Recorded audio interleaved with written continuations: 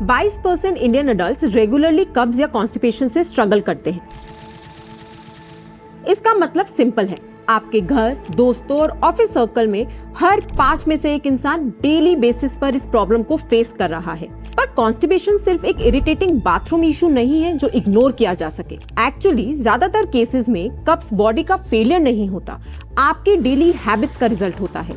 Bathroom में घंटों बैठना, स्ट्रेनिंग को नॉर्मल मान लेना और वो फेमस जिम वाली high protein zero fibre diet. देखो, गट को बॉडी का सेकंड ब्रेन कहा जाता है और लॉन्ग टर्म कॉन्स्टिपेशन आपके डाइजेस्टिव सिस्टम के साथ साथ पूरी बॉडी को डैमेज करना शुरू कर देता है, causing pimples, skin breakouts, hair fall, tiredness and even anxiety. और आजकल के केसेस इससे भी बुरे होते जा रहे हैं, जहां लॉन्ग टर्म कॉन्स्टिपेशन की वजह से मेडिकल प्रोसीजर्स या सर्जरी जैसे कि कोलोन रिमूवल तक की नौबत आ सकती है। अच्छी बात यह है, ये सब प्रिवेंटेबल है। मैं हूं डॉक्टर आरती शर्मा और इस वीडियो में मैं आपको क्लियरली समझाऊंगी कि कॉन्स्टिपेशन यानी कि कब्ज आखिर होता कैसे है। इसको ठीक करने के लिए सिर्फ ईसबगोल जैसी दवाइयां क्यों काफी नहीं है। एक अल्टीमेट डाइट रूटीन जो कॉन्स्टिपेशन को रूट से इंप्रूव कर सकता है। और सबसे जरूरी बात, इस वीडियो के एंड तक आपको क्लियरली समझ में आ जाएगा कि आपका ये अंधा प्रोटीन ऑब्सेशन आपके कॉन्स्टिपेशन को और ज्यादा कैसे बिगाड़ रहा है।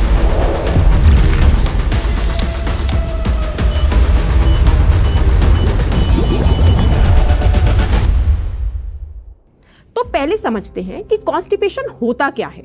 हमारा खाना गट की एक रिदमिक मसल एक्टिविटी से डाइजेस्ट होता है, जिसको हम बोलते हैं गट मोटिलिटी।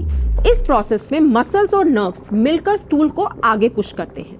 अब जब ये पूरा प्रोसेस स्लो हो जाता है या मसल सही टाइम पर रिलैक्स नहीं कर पाते, तो कॉन्स्टिपेशन स्टार्ट हो जाता है।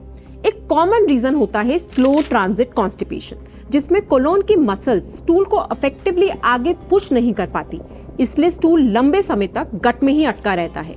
दूसरा बिग रीजन होता है पेल्विक फ्लोर डिस्फंक्शन, जहां स्टूल निकलते वक्त पेल्विक फ्लोर की मसल्स प्रॉपर्ली रिलैक्स नहीं कर पाती। कभी कभी वो टाइट रह जाते हैं या गलत टाइम पर कॉन्ट्रैक्ट हो जाता है। इससे स्टूल का एग्जिट और भी मुश्किल हो जाता है। यही नॉलेज ना होने की वजह से आजकल ना जाने कितने पेशेंट ये सोचते हैं, मैं सब कुछ तो ठीक कर रहा हूँ, फिर भी मेरा कॉन्स्टिपेशन नहीं जाता। और जब लोग कॉन्स्टिपेशन की प्रॉब्लम से परेशान होते हैं, तो अक्सर उनका पहला सॉल्यूशन होता है दवाई। कोई तो ईसबगोल लेता है, तो कोई चूरट जो उनके केमिस्ट या फ्रेंड ने रेकमेंड किया होता है। लेकिन ये कॉन्स्टिपेशन के रियल रीजन को सॉल्व नहीं करता, क्योंकि ये शॉर्ट टर्म रिलीफ देता है या सिर्फ सिम्टम्स को ट्रीट करता है। इसलिए लगभग 40 से 50% क्रॉनिक कॉन्स्टिपेशन पेशेंट्स को इन दवाइयों से सिग्निफिकेंट रिलीफ ही नहीं मिल पाता। तो इस प्रॉब्लम को कैसे फिक्स किया जा सकता है? देखो, स्टूल को गट से बाहर निकालने के लिए एक स्ट्रेट और रिलैक्स्ड पाथ चाहिए होता है। वेस्टर्न टॉयलेट्स में बैठने पर पेल्विस और रेक्टम का एंगल बेंट हो जाता है। इससे पेल्विक मसल्स टाइटन हो जाती हैं और एनस का चैनल नैरो हो जाता है। इसलिए स्टूल को बाहर निकालना और मुश्किल हो जाता है और लोग स्ट्रेन करने लगते हैं। रिसर्च में देखा गया है कि जब हिप फ्लेक्शन ज्यादा होता है, जैसे कि स्क्वाटिंग पोजीशन, तब रेक्टम का एंगल स्ट्रेट होता है, जिससे स्टूल एग्जिट नेचुरली और इजीली होता है। इसलिए कॉन्स्टिपेशन पेशेंट्स के लिए इंडियन टॉयलेट बेटर है। अगर स्क्वाट टॉयलेट यूज करना पॉसिबल ना हो, तो फुट स्टूल से नी एलिवेशन से भी एंगल इंप्रूव होता है और स्ट्रेन कम किया जा सकता है। क्योंकि अगर आप स्ट्रेनिंग करते रहोगे तो कॉन्स्टिपेशन लॉन्ग टर्म बन जाएगा, जिससे पाइल्स या फिस्टुला का डेंजर बढ़ जाता है। और ऐसे सीरियस सिचुएशंस में डॉक्टर मेडिकल प्रोसीजर या सर्जरी तक रिकमेंड कर सकते हैं। ऐसा ही एक केस में एक पेशेंट का स्टूल इतना हार्ड हो गया था कि वो गट में ही जम गया। इसे डॉक्टर बोलते हैं फीकल इंपैक्शन। इस केस में मेडिसिन से भी स्टूल नहीं निकला, तब डॉक्टर्स को एंडोस्कोपिक टूल से ब्लॉकेज को हटाना पड़ा। और भी बुरे केसेस में कॉन्स्टिपेशन और एक्सेसिव स्ट्रेन के चलते रेक्टम का एक हिस्सा एनस के बाहर आ जाता है। इसको हम रेक्टल प्रोलैप्स बोलते हैं और डॉक्टर को सर्जरी से इसको वापस सही जगह पर फिक्स करना पड़ता है। पर कॉन्स्टिपेशन को ठीक करने के लिए सिर्फ पोस्चर का सही करना काफी नहीं होता, क्योंकि अगर स्टूल का टेक्सचर सॉफ्ट और मूवेबल नहीं है तो गट से बाहर निकालना फिर भी मुश्किल रहता है। लोग अक्सर बोल देते हैं फाइबर बढ़ाओ, पर फाइबर तभी काम करता है जब उसके साथ पानी भी हो। अगर हाइड्रेशन कम है तो फाइबर उल्टा स्टूल को और ड्राई और हार्ड बना देता है और कॉन्स्टिपेशन और भी वर्सन हो सकता है। इसी वजह से हाइड्रेशन पर ध्यान देना बहुत ज़रूरी है। बट हाइड्रेशन सिर्फ पानी पीने तक लिमिटेड नहीं है, ये आपके खाने से भी मिल सकता है। सुबह का स्टार्ट पानी या लाइम वाटर के साथ, उसके बाद कुछ फ्रूट्स जैसे कि पपाया, ऑरेंजेस, पेयर या गुआवा, ये सब डाइजेशन के लिए बहुत हेल्पफुल होते हैं। इन फ्रूट्स में फाइबर के साथ साथ पानी भी होता है जो गट को वेकअप सिग्नल देता है। पपाया जैसे फ्रूट्स में नेचुरल डाइजेस्टिव एंजाइम्स भी होते हैं जो डाइजेशन को और भी स्मूथ बनाते हैं। लाइट ब्रेकफास्ट में फ्रूट्स के साथ साथ कुछ सोक्ड चिया या फ्लैक्स सीड्स को ऐड कर सकते हो।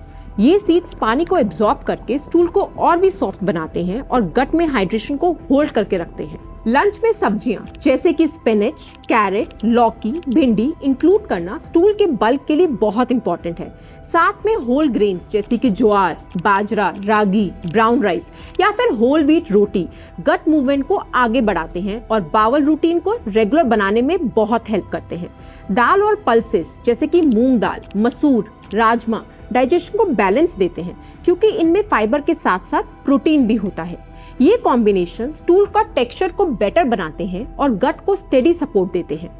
स्नैक्स के टाइम पर क्लियर वेजिटेबल सूप या छाछ लेना एक सिंपल और इफेक्टिव हैबिट है। इससे हाइड्रेशन भी मिलता है और कर्ड बेस्ड ड्रिंक से गट के फ्रेंडली बैक्टीरिया सपोर्ट भी होता है, जिससे डाइजेशन और स्टूल कंसिस्टेंसी दोनों इंप्रूव होते हैं। डिनर में भी फाइबर बैलेंस्ड और प्रोटीन बैलेंस्ड मील रखना बहुत जरूरी है। दाल, सब्जी, रोटी या राइस का सिंपल कॉम्बिनेशन गट को बिना ओवरलोड किए काम कर देता है।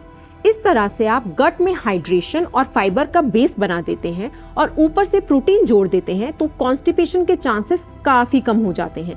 पर प्रोटीन लेने का मतलब ये नहीं है कि हर मील में आप प्रोटीन पाउडर ही लेते जा रहे हैं। प्रोटीन बॉडी के लिए जरूरी न्यूट्रिएंट है जो मसल्स, टिश्यूज और इम्यूनिटी मेंटेन करता है।